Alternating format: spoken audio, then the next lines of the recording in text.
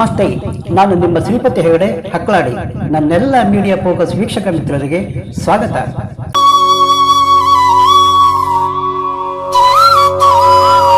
ಜಗನ್ಮೋಹನ್ ರೆಡ್ಡಿ ಸರ್ಕಾರ ಹಿಂದೂ ಪಾವನ ಜೊತೆ ಚಲ್ಲಾಟ ಆಡಿದರು.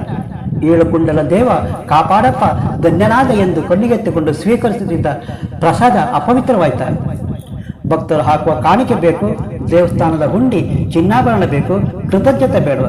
ಜಗನ್ ರೆಡ್ಡಿ ಸರ್ಕಾರಕ್ಕೆ ದೇವರ ಮೇಲೆ ಭಕ್ತಿ ಇರದಿದ್ದರೆ ಹಾಳಾಗುವುದು. ಭಕ್ತರ ಭಾವನೆಗಾದರೂ ಬೆಲೆ ಕೊಡಬೇಡವ. ಕಾಂಜಿ ಪಿಂಜಿ ಜನ ಹೇಳಿದರೆ ಎಲ್ಬಿಲ್ಲದ ನಾಲಿಗೆ ಅಂತ ಬದಿಗೊತ್ತಿ ಬಿಡಬಹುದಿತ್ತೋ ಏನು. ಆದರೆ ಈಗಿನ ಮುಖ್ಯಮಂತ್ರಿ ಖುದ್ದು ಹೇಳಿದ ಮೇಲೆ ನಂಬದೇ ಇರೋದಕ್ಕೆ ಹೇಗೆ ಸಾಧ್ಯ? ಸ್ನೇಹಿತರೆ, ಹಾಗಾದರೆ ತಿರುಪತಿ ತಿರುಮಲ ದೇವಸ್ಥಾನದಲ್ಲಿ ಏನಾಗ್ತಾ ಇದೆ? ಭಕ್ತರ ಭಾವನೆಗೆ ಧಕ್ಕೆ ತರುತ್ತಿರೋದೇನು? ಮುಖ್ಯಮಂತ್ರಿ ಚಂದ್ರಬಾಬು ನಾಯ್ಡು ಹೇಳಿದ್ದೇನು ನೋಡಿಕೊಂಡು ಬರುವುದಕ್ಕೂ ಮುನ್ನ ತಿರುಪತಿ ತಿಮ್ಮಪ್ಪನ ಬಗ್ಗೆ ಚಿಕ್ಕ ಟಿಪ್ಪಣಿ ನಿಮ್ಮ ಮುಂದೆ ಇಟ್ಬಿಡ್ತೇನೆ.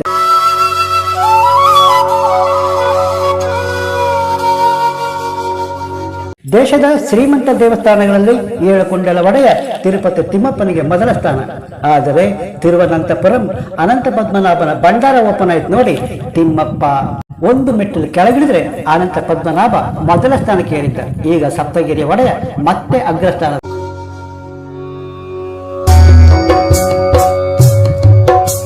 ತಿರುಪತಿ ತಿಮ್ಮಪ್ಪನಿಗೆ ಶರಣಾಗದವರಿಲ್ಲ. ರಾಜ ಮಹಾರಾಜರು ಶರಣು ಬಂದರು, ಉಂಬಳಿ ಕೊಟ್ಟರು. ಕಾಪಾಡು ತಿಮ್ಮಪ್ಪ ಅಂತ ತಿಮ್ಮಪ್ಪನ ಹುಂಡಿಗೆ ಸಾಕಷ್ಟು ದಾನ ಮಾಡಿದ್ರು. ನಿಯತ್ತರೆ ದುಡಿದ ಹಣದಲ್ಲಿ ಭಕ್ತರು ಯಥಾಶಕ್ತಿ ಕಾಣಿಕೆ ಹಾಕಿದರು. ಗಣಿ ಬಗೆದವರು, ಕೃಷಿಯಲ್ಲಿ ಕೋಟಿ ಕೋಟಿ ದುಡಿದವರು ಕ್ಷಮಿಸಿ ಬಿಡುವಂತ ಹಣ ಹಾಕಿದ್ರು. ತಿಮ್ಮಪ್ಪನ ಹುಂಡಿಯಲ್ಲಿ ಪಾಪದ್ದು ಪುಣ್ಯದ್ದು ಎಲ್ಲವೂ ಬಂದು ಬಿತ್ತು. ಅದೇನೋ ಕುಬೇರನ ಹತ್ರ ತಿಮ್ಮಪ್ಪ ಸಾಲ ಮಾಡಿದಂತೆ ಎನ್ನುವ ಕಥೆಯೂ ಉಂಟು. ತಿಮ್ಮಪ್ಪ ಕುಬೇರನ ಸಾಲ ತೀರಿಸಿದ್ನೋ ಬಿಟ್ನೋ ಗೊತ್ತಿಲ್ಲ. ಹುಂಡಿ ಹಣ ಸರ್ಕಾರದ ಪಾಲು. ವೆಂಕಟೇಶ ಉದ್ಭವ ಮೂರ್ತಿ ಕಲ್ಲು ಮೇಲಿಂದ ಬಂದಿದ್ದು ಭೂಮಿಯದ್ದಲ್ಲ ಎನ್ನಲಾಗುತ್ತೆ. ಹಾಗೆ ಸಾಲಿಗ್ರಾಮ ಶಿಲೆ ಅಂತಲೂ ಗ್ರಾನೈಟ್ ಪ್ಲಸಾಲ್ಸ್ ಅಂತಲೂ ಹೇಳುತ್ತಾರೆ. ಅದೇನೇ ಇರಲಿ, ಚೋಳರು, ಮರಾಠ, ಚಾಲುಕ್ಯ, ಪಾಂಡ್ಯ ಹೀಗೆ ಹಲವು ರಾಜರು ತಿಮ್ಮಪ್ಪನ ನಂಬಿದ್ದರು.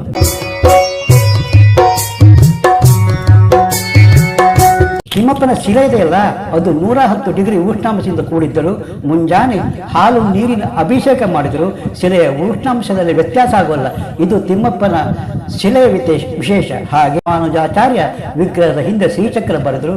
ಹುಂಡಿ ಸ್ಥಾಪಿಸರು ಎನ್ನಲಾಗುತ್ತೆ. ಇಷ್ಟೆಲ್ಲ ಹಿನ್ನೆಲೆಯ ತಿಮ್ಮಪ್ಪ ದೇವಸ್ಥಾನ ಫೇಮಸ್ ಲಡ್ಡು ಪ್ರಸಾದಕ್ಕೆ ಪ್ರಾಣಿಜನ್ಯ ಬಳಸಿದರ ಸಿಎಂ ಚಂದ್ರಬಾಬು ನಾಯ್ಡು ಸ್ಟೇಟ್ಮೆಂಟ್ ಕೊಟ್ಟ ಮೇಲೆ ನಂಬದೇ ಇರೋದಾದರೂ ಹೇಗ್ರಿ?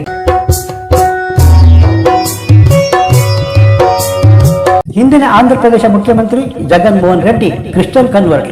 ತಿರುಮಲ ಆಡಳಿತದ ಜವಾಬ್ದಾರಿ ಹೊತ್ತ ಟಿಟಿಡಿ ಅಧ್ಯಕ್ಷ ಕ್ರಿಶ್ಚಿಯನ್ ಹಿನ್ನೆಲೆ ವ್ಯಕ್ತಿ. ಜಗನ್ ಅವಧಿಯಲ್ಲಿ ತಿರುಮಲ ಲಡ್ಡು ತಯಾರಿಕೆಯಲ್ಲಿ ಪ್ರಾಣಿಗಳ ಕೊಬ್ಬು ಬಳಕೆ ಮಾಡಲಾಗಿತ್ತು ಎಂದು ಸಿಎಂ ಚಂದ್ರಬಾಬು ನಾಯ್ಡು ಆರೋಪ.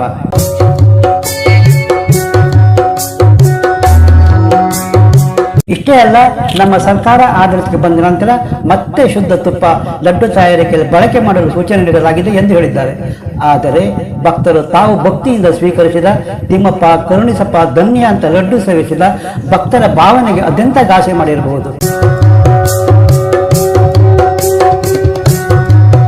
ಅನ್ನದಾನ ಗುಣಮಟ್ಟದಲ್ಲೂ ರಾಜಿ ಮಾಡಿಕೊಂಡಿದ್ದಾರೆ. ಲಡ್ಡಿಗೆ ತುಪ್ಪದ ಬದಲು ಪ್ರಾಣಿ ಕೊಬ್ಬು ಬಳಸಿ ಪುರಸ್ಕೃತಗೊಳಿಸಿದ್ದಾರೆ. ಈಗ ಶುದ್ಧ ತುಪ್ಪ ಬಳಸುತ್ತಿದ್ದೇವೆ, ಟಿಟಿಡಿ ಪಾವಿತ್ರ್ಯತೆ ಕಾಪಾಡಲು ಪ್ರಯತ್ನಿಸುತ್ತಿದ್ದೇವೆ ಎಂದು ನಾಯ್ಡು ಹೇಳಿದ್ದಾರೆ. ಒಮ್ಮೆ ಮನಸ್ಸಿಗಾದ ಗಾಯ ಮಾಗುತ್ತಾರೆ. ಪ್ರತಿದಿನ ಲಕ್ಷ ಲಡ್ಡು ಇತರ ಪ್ರಸಾದ ತಯಾರಿಸುವ ತಿರುಮಲ ದೇವಸ್ಥಾನ ಅಡುಗೆ ಮನೆಗೆ ಲಡ್ಡು ಪೋಟು ಎಂಬ ಹೆಸರಿದೆ. ದಿನಕ್ಕೆ ಗರಿಷ್ಠ 8 ಲಕ್ಷ ಲಡ್ಡು ಉತ್ಪಾದಿಸುತ್ತದೆ. ಎಲ್ಲ ಯಂತ್ರಗಳ ಸಹಾಯದಲ್ಲಿ ಸಿದ್ಧವಾಗುತ್ತೆ.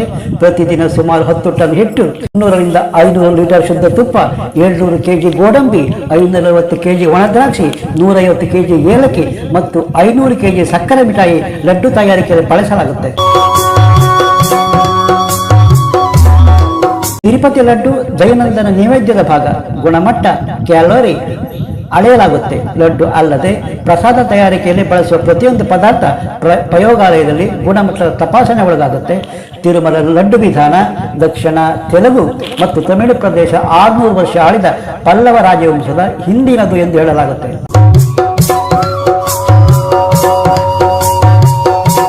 ತಿರುಮಲ ದೇವಸ್ಥಾನ ಸ್ಥಳೀಯ ಉದ್ಯೋಗಿಗಳಿಗೆ ಅನ್ನದ ಬಟ್ಟಲು, ನೂರಾರು ಸ್ಥಳೀಯ ಜನರಿಗೆ ಉದ್ಯೋಗ ನೀಡಿದೆ. ಪ್ರಸಾದ ತಯಾರಿಕೆ ಘಟಕದಲ್ಲಿ 270 ಅಡಿಗೆಗಳು ಸೇರಿದಂತೆ 600 ಜನ ದಿನಕ್ಕೆ 20 ಗಂಟೆ ಕಾಲ 3 ಪಾಳೆಯಲ್ಲಿ ಕೆಲಸ ಮಾಡ್ತಿದ್ದಾರೆ. ತಿರುಪತಿ ಲಡ್ಡು 2009ರಲ್ಲಿ ಭೌಗೋಳಿಕ ಸೂಚಕ ಅಂದರೆ FL ಟ್ಯಾಗ್ ಪಡೆದುಕೊಂಡಿದೆ. 2013ರಲ್ಲಿ ಮದ್ರಾಸ್ ಹೈಕೋರ್ಟ್ ಚೆನ್ನೈ ಮೂಲದ ಸ್ವೀಟ್ ಸ್ಟೋರ್ನಲ್ಲಿ ತಿರುಪತಿ ಬ್ರ್ಯಾಂಡ್ ಟ್ಯಾಗ್ ಹೊಂದಿರುವ ಲಡ್ಡು ಮಾರಾಟ ಮಾಡುವುದನ್ನು ನಿಷೇಧಿಸಿತ್ತು. ಇತ್ತೀಚೆಗೆ ಅಧಿಕಾರ ವಹಿಸಿಕೊಂಡ ಇಒ ಶ್ಯಾಮಲರಾವ್ TTDಯಲ್ಲಿ ಅನೇಕ ನ್ಯೂನತೆ ಗುರುತಿಸಿ ಕ್ಷೇತ್ರ ಮಟ್ಟದಲ್ಲಿ ಪರಿಶೀಲನೆ ನಂತರ ಕೆಲವು ಬದಲಾವಣೆ ಮಾಡಲಾಗುತ್ತದೆ ಎಂದಿದ್ದಾರೆ. ಯಾರಾದರೂ ತಿರುಪತಿಗೆ ಹೋಗಿ ಬಂದರೆ ಮೊದಲು ಕೇಳುವುದು ಲಡ್ಡು ಪ್ರಸಾದ ತಂದಿದ್ದೀರಾ? ತಿಮ್ಮಪ್ಪನ ದರ್ಶನದಷ್ಟೇ ತಿರುಪತಿ ಲಡ್ಡು ಪ್ರಸಾದ ಶ್ರೇಷ್ಠ ಎಂಬ ನಂಬಿಕೆ. ಆದರೆ ಭಕ್ತರ ಭಾವನೆಗೆ ಬೆಲೆ ಇಲ್ವಾ? ಸ್ನೇಹಿತರೆ, ಇವಿಷ್ಟು ತಿರುಪತಿ ಲಡ್ಡು ಮಹಾತ್ಮೆ. ನೀವಿನ್ನು media focus YouTube channel subscribe ಮಾಡಿರದಿದ್ದರೆ ತಕ್ಷಣ ಸಬ್ಸ್ಕ್ರೈಬ್ ಮಾಡಿ, ಲೈಕ್ ಮಾಡಿ, ಅಭಿಪ್ರಾಯ ತಿಳಿಸಿ. ಮತ್ತೊಂದು ಹೊಸ ವಿಷಯದೊಟ್ಟಿಗೆ ನಿಮ್ಮ ಮುಂದೆ ಬರುತ್ತೇನೆ. ಅಲ್ಲಿಯ ತನಕ ನಮಸ್ಕಾರ. ಜೈ ಕರ್ನಾಟಕ, ಜೈ ಹಿಂದ್.